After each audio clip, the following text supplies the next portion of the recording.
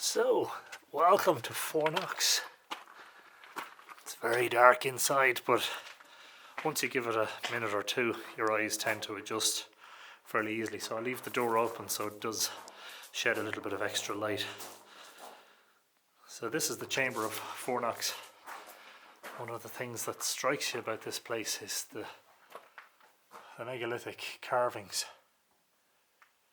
and the pristine preservation thereof, which is one of the reasons that the concrete domed roof is very, very useful to keep the rain and the elements off these wonderfully carved stones.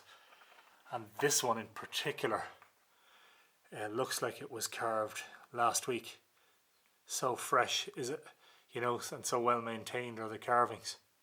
So the archaeologists maintained, P.J. Hartnett excavated this site in the 1950s, and he maintained that this stone would have been a lintel stone across the passage entrance, facing in to the chamber.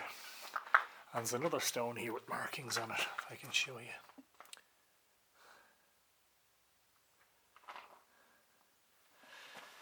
So the chamber is basically cruciform in shape, except for it's been overlaid with an enormous sort of egg-shaped chamber, and it's actually a bigger chamber than that at Newgrange and Meath, etc.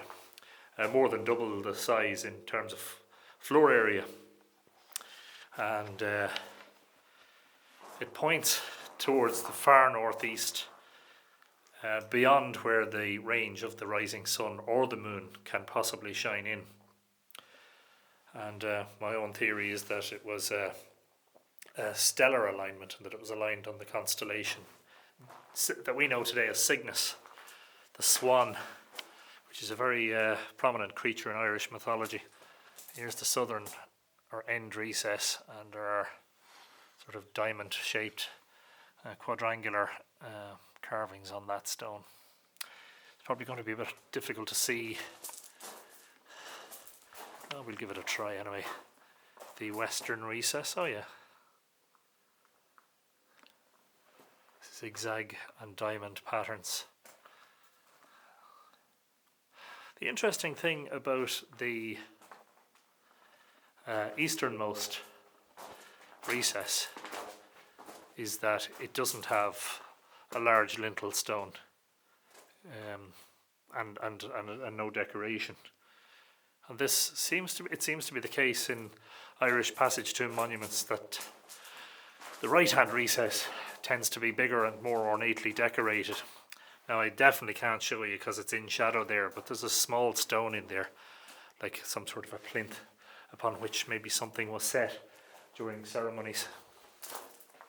This is the stone that was basically above the entrance and has been placed carefully inside the chamber to protect it. It used to face outwards. I'm not sure if you can see these. You may not be able to see those, but there are diamond and zigzag patterns and some other features on this side of the stone. So Fourknocks, whether intentionally or otherwise, would have at some stage been able to hold a decent sized group of people, maybe 40 or 50 people, which is the sort of crowd you could not fit into Newgrange or Meath. When the place was excavated, there were burials found in the three recesses, but also the passageway was full to the top of material which included human remains.